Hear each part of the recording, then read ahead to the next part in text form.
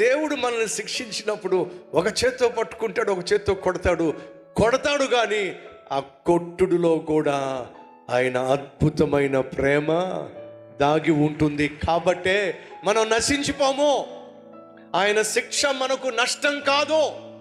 ఆయన శిక్ష మనల్ని నరకం నుంచి తప్పిస్తుంది. ఆయన శిక్ష మనకు ఆశీర్వాదం. కాబట్టి దేవుని చేతిలో పడ్డాం మంచిదండి.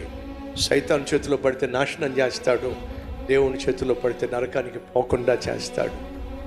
దేవుడు మనల్ని శిక్షించడం మంచిది. దావీదుకి అర్థమైపోయింది సత్యం. ఆయన శిక్షించినా సరే నేను ఎంత భరించగలనో అంతే శిక్షిస్తాడు తప్ప నేను భరించలేనంతగా శిక్షించే దేవుడు కానీ కాదు. దేవుడు తనను శిక్షించడం ప్రారంభించాడు. ఆయనకు సత్యం గ్రహించాడు. అంటే తెలుసా, నేను శిక్ష పొందటము నాకు ఆశీర్వాదం, నీతిమంతుల గద్దింపు ఏమిటంటే మనకి అభిషేకం, ఆశీర్వాదం, కటాక్షం. మర్చిపోకండి, బైబిల్ సెలవిస్తుంది, తండ్రి తను ప్రేమించు బిడ్డలను గద్దించును, శిక్షించును. దేవుడు మనల్ని ప్రేమిస్తున్నాడు కాబట్టి మొదట గద్దిస్తాడు, గద్దింపుకు లోపడకపోతే శిక్షిస్తాడు.